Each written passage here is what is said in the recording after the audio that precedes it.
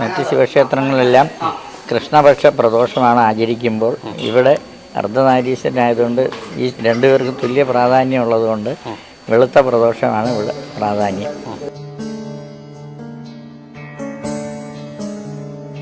നിങ്ങൾ ശ്രദ്ധിക്കേണ്ട ഒരു കാര്യം, മറ്റുള്ള ക്ഷേത്രങ്ങളിൽ പകൽ പൂജ നടക്കുമ്പോൾ ഇത്രയും വൈകിട്ടും ഇത്രയും ദൂരത്തു നിന്നും ഭക്തരെത്തണമെങ്കിൽ സ്വാമിയോടുള്ള വിശ്വാസവും ഭക്തിയും ഒക്കെയാണ് അതിന്റെ പ്രധാന കാരണം.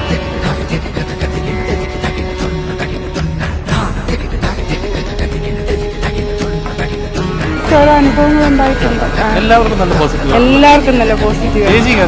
അത് തന്നെ നമുക്ക് നമ്മുടെ ഉദ്ദേശിച്ച കാര്യങ്ങളെല്ലാം ഭഗവാൻ നടത്തി തരുന്നുണ്ട്. പുതിയ തലമുറയ്ക്ക് ഭക്തിയേക്കാൾ കുറവാണല്ലോ. പുതിയ ഭക്തിയിലേക്ക് കൊണ്ടുവരണം, മാതൃകയായിട്ട് നമ്മൾ കാണിച്ചു കൊടുക്കണം. ഒരു മനുഷ്യന്റെ ജീവിതത്തിൽ ഭക്തി അനിവാര്യമായിട്ടുള്ള കാര്യമാണ്. അനിവാര്യമാണ്.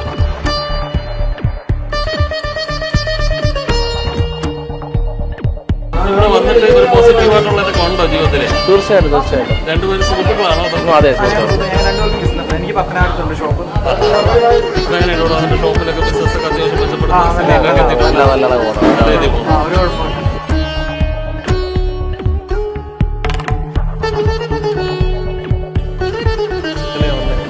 നിങ്ങളുടെ ന്യൂസ് തന്നെ കണ്ടു വന്നതാണ്. അപ്പൊ സ്വാഭാവികമായിട്ടും ഇനിയും ആളുകൾ കാണുന്നുണ്ടല്ലോ, അവരോടൊക്കെ നിങ്ങളുടെ അനുഭവങ്ങളൊക്കെ പങ്കുവെക്കുമല്ലോ. തീർച്ചയായും.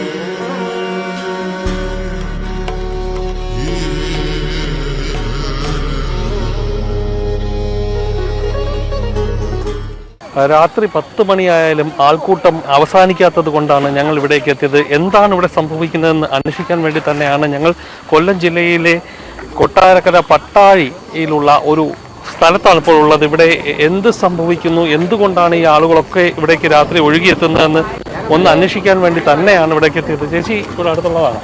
അല്ല, ഞങ്ങൾ വാളകത്തുനിന്ന്. വാളകത്തുനിന്ന്. ഇത് എത്രാമത്തെ പ്രാവശ്യം അമ്പലത്തിൽ? ഇപ്പൊ ആദ്യമായിട്ടാ. ഓക്കെ. ഈ അമ്പലത്തിൽ എങ്ങനെയാ ഇവിടെ ഒരുപാട് ആളുകൾ എത്തുന്നുണ്ട്? ഇവർക്കൊക്കെ നല്ല കാര്യങ്ങൾ സാധിക്കുന്നത് കൊണ്ടാ തന്നെ. അങ്ങനെ തന്നെ. ചേച്ചിക്ക് എന്താ പറയുന്നത്?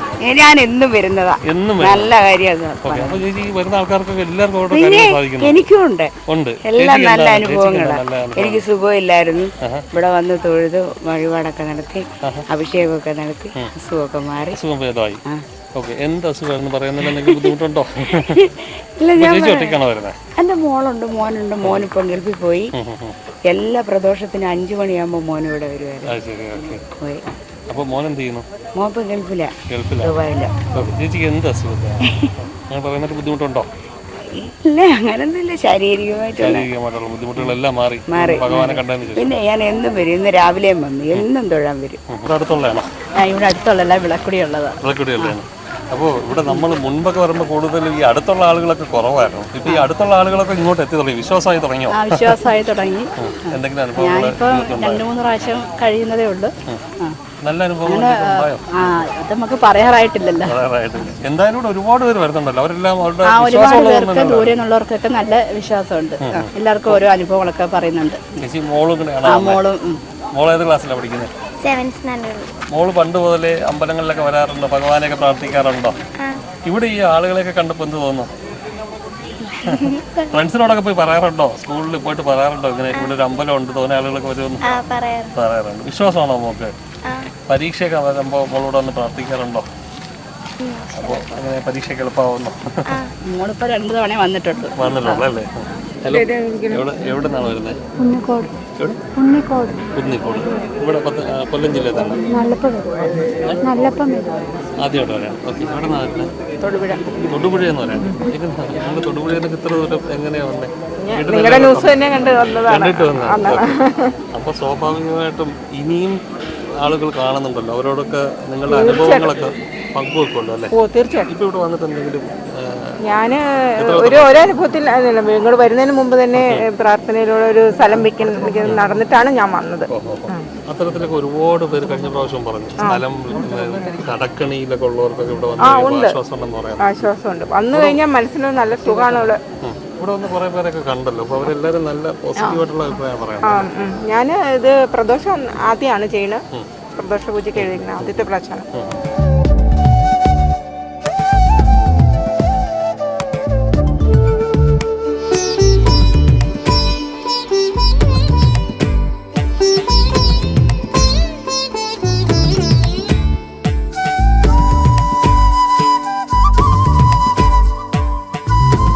കടം വാങ്ങിയ പൈസ തിരികെ കിട്ടാത്തവരും, സന്താനലബ്ധി, വിവാഹ തടസ്സം നീങ്ങാൻ ഒക്കെ പല ആവശ്യങ്ങളാണ് പലരും പറയുന്നത്. ഇവിടെ എത്തുന്നവരെല്ലാം പല പല ആവശ്യങ്ങളായിട്ട് പ്രാർത്ഥനയുമായിട്ട് എത്തുന്നവർ. ഇവർക്ക് എല്ലാവർക്കും ഒരു പൂജ തന്നെയാണോ ചെയ്യുന്നത്? അതോ പല പല എല്ലാവർക്കും ഒരു പൂജ തന്നെയാണ് ചെയ്യണേ.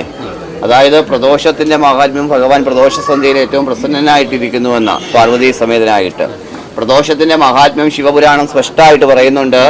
സന്തതിക്ക്, യശസ്സിന്, ധനത്തിന് സന്തതം പ്രദോഷിതം വ്രതമെന്ന. അതായത് ജീവിതത്തിലുണ്ടാകുന്ന എല്ലാ മനോകാമനകളെയും സാധൂകരിച്ചു തരുന്ന ഒന്നാണ് പ്രദോഷം. പ്രദോഷമെന്നാണ്, ദോഷമെന്നാൽ ദുഃഖമെന്നാണ് അർത്ഥം. പ്രകാരം എല്ലാ പാപങ്ങളെയും ശമിപ്പിക്കുന്നത് എന്തോ അത് പ്രദോഷം. മനസ്സിലായില്ലേ? അപ്പോൾ ഒരു മനുഷ്യ ജീവിതത്തിൽ ഉണ്ടാകുന്ന എല്ലാ നൂറാമഴികളും ഒഴിഞ്ഞു പോയി കഴിഞ്ഞാൽ ജീവിതത്തിൽ എല്ലാ അഭിവൃദ്ധികളും ഉണ്ടാകും ഇല്ലേ? പ്രശ്നങ്ങളൊക്കെ മാറിക്കഴിഞ്ഞാൽ ഉണ്ടാകും, അതിന് പരിഹാരമായി. പ്രശ്നങ്ങളാണല്ലോ പരിഹാരമില്ലാതെ തൊഴിലുന്ന കാരണം. അതുകൊണ്ട് പ്രശ്നങ്ങൾക്കൊക്കെ പരിഹാരം ഉണ്ടായി കഴിഞ്ഞാൽ തീർച്ചയായിട്ടും അവരുടെ ജീവിതത്തിലേക്ക് എല്ലാ തടസ്സങ്ങളും നീങ്ങിയിട്ട് ജീവിതത്തിൽ എല്ലാ അഭിവൃദ്ധികളും ആരോഗ്യ സൗഖ്യങ്ങളും സമ്പൽ സമൃദ്ധികളും ഒക്കെ ജീവിതത്തിലുണ്ടാകും. അത് അനുഭവസ്ഥർ ഒരാളോ രണ്ടുപേരോ അല്ല, ആയിരക്കണക്കിന് ഭക്തനാണ്. കണ്ടാൽ അറിയാമായിരിക്കും അല്ലേ? ഇവരാരും കേരളത്തിന്റെ അങ്ങേയറ്റം മുതൽ ഇങ്ങേയറ്റം വരെ ജില്ലകളിൽ നിന്ന് വരുന്ന ആൾക്കാരാ. ഇടമലക്കാവിന്റെ ഭാഗത്തു നിന്ന് എത്തുന്ന കുറേ തുലവും വിരളം ഭക്തർ മാത്രമാണ്. മനസ്സിലായില്ലേ? അതായത് കേരളം വിട്ടുപോലും ബോംബെ, ബാംഗ്ലൂര്, തമിഴ്നാട്, മറ്റുള്ള സംസ്ഥാനങ്ങളിൽ നിന്നൊക്കെ പ്രദോഷത്തിനായിട്ട് നിങ്ങൾ ശ്രദ്ധിക്കേണ്ട ഒരു കാര്യം, മറ്റുള്ള ക്ഷേത്രങ്ങളിൽ പകൽ പൂജ നടക്കുമ്പോൾ ഇത്രയും വൈകിട്ടും ഇത്രയും ദൂരത്ത് നിന്നും ഭക്തരെത്തണമെങ്കിൽ സ്വാമിയോടുള്ള വിശ്വാസവും ഭക്തിയും ഒക്കെയാണ് അതിന്റെ പ്രധാന കാരണം ഇല്ലേ? നിങ്ങൾ ചിന്തിച്ചു നോക്കുക. എല്ലാ ക്ഷേത്രങ്ങളിലും പൂജ നടക്കുന്നുണ്ട്, അതൊക്കെ പകലാണ് നടക്കണം ഇല്ലേ? അപ്പൊ പകല് വന്നാൽ ആർക്ക് വേണമെങ്കിലും പോകാം. ഇത് ഇത്രയും സന്ധ്യയായിട്ടും ഇത്രയും പാരാത്രിയായിട്ടും അവരൊക്കെ ക്ഷമയോട് കാത്തിരിക്കുക അല്ലേ? ഇനി എത്ര ഞാൻ താമസിച്ചാലും അവരാരും പ്രതികരിക്കാറില്ല. മനസ്സിലായില്ല? അവർ എത്ര വേണേലും നിൽക്കും. അപ്പൊ അത്രയും ഭക്തിയോടും വിനയത്തോടും അവരവിടെ നിൽക്കണമെങ്കിൽ അവർക്ക് സ്വാമിയിലുള്ള വിശ്വാസവും സ്വാമി അവർക്ക് കൊടുക്കുന്ന അനുഭവങ്ങളുമാണ്. തീർച്ചയായിട്ടും അതിൻ്റെ അഭിവൃദ്ധി ഈ നാടിന് മുഴുവനും കിട്ടും.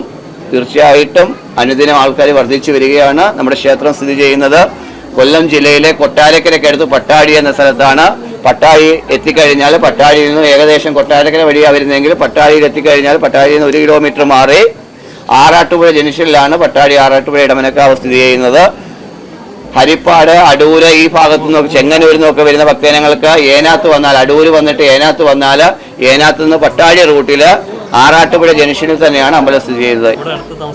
അല്ല, പുനലൂര്. 1-2 വർഷം.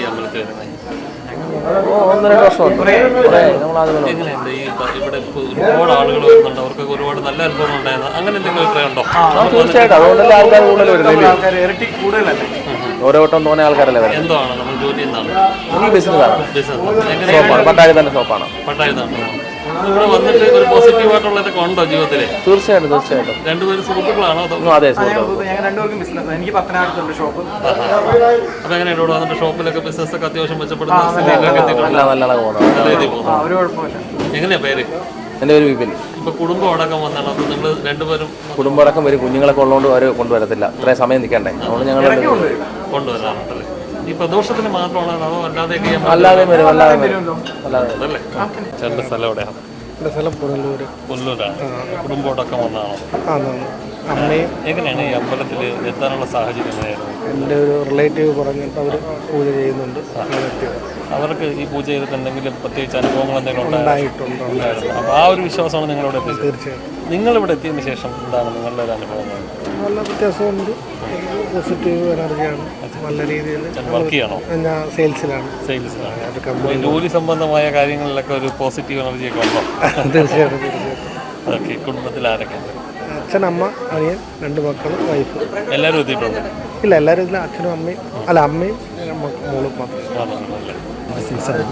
എവിടെയാണ്? കൊല്ലം ജില്ലയിലാണ്? തിരുവനന്തപുരത്താണ് ഇവിടെ. ഓക്കെ. ചേട്ടൻ കണ്ടാൽ ചേട്ടൻ ഒരു നല്ല ഭക്തിയൊക്കെ ഉള്ള ഒരാളാണെന്നറിയാം. അപ്പോൾ മറ്റു അമ്പലങ്ങളിലൊക്കെ പോയിക്കൊണ്ടിരുന്ന് ഇപ്പോൾ ഇവിടെ എങ്ങനെ എത്തി? ഇവിടെ ശരിക്കും യൂട്യൂബിലൂടെ കണ്ടതാണ്. ഇവിടുത്തെ ഇതിനെ കുറിച്ചൊക്കെ കേട്ടു, അങ്ങനെ ആണ് വന്നത്. വിശ്വാസമാണ്. എത്ര പ്രാവശ്യം വന്നു? ഞാനിപ്പം 5 പ്രാവശ്യത്തോളമായി. 5 പ്രാവശ്യം. എങ്ങനെയുണ്ട് വന്നിട്ട്? നല്ല പോസിറ്റീവായിട്ടുള്ള സംഭവം, പോസിറ്റീവായിട്ടുള്ള അനുഭവങ്ങൾ തന്നെയാണ്. തിരുവനന്തപുരത്ത് എവിടെയാണ്? തിരുവനന്തപുരത്ത് പേയാട് എന്ന് പറയും. എന്താ ജോലിയാണ്? ഞാൻ ഗവൺമെൻറ് സർവീസിലായിരുന്നു.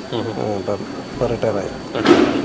അപ്പോൾ ഇപ്പോൾ റിട്ടയർമെൻറ്റ് ജീവിതം നടക്കുകയാണ്, ഭക്തി മാർഗത്തിലൊക്കെയാണ്. സ്വന്തമായിട്ടും കുടുംബത്തിന് നന്മയൊക്കെ ഉണ്ടാകാൻ വേണ്ടിയിട്ടായിരിക്കും. അപ്പോൾ അവരൊക്കെ കൂടെ വന്നിട്ടുണ്ടോ? ഉണ്ട്. ഫാമിലി എല്ലാവരും കൂടെ വന്നിട്ടുണ്ട്.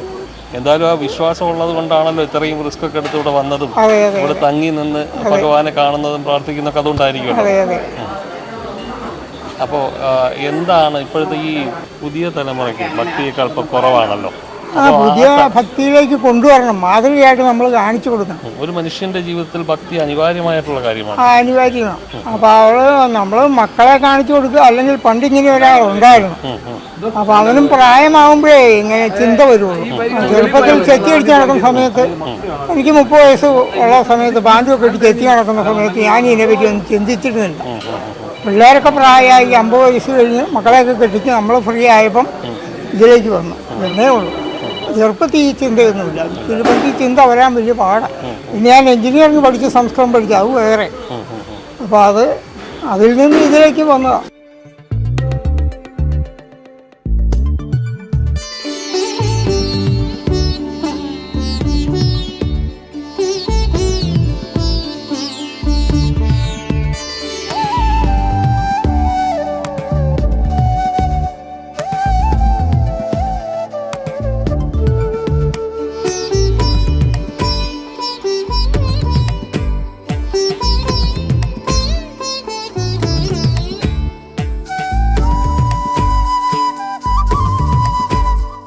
സ്ഥിരമായിട്ട് വരുന്നുണ്ട് ചേച്ചി. ഈ ഇവിടെ ഒരുപാട് പേര് വരുന്നുണ്ടല്ലോ, നൂറുകണക്കിന് ആളുകൾ. ഓരോരുത്തർക്കും ഓരോ അനുഭവങ്ങൾ, ഭഗവാനെ വിശ്വസിച്ച് ഓരോ അനുഭവങ്ങൾ ഉണ്ടായിട്ടുണ്ട്.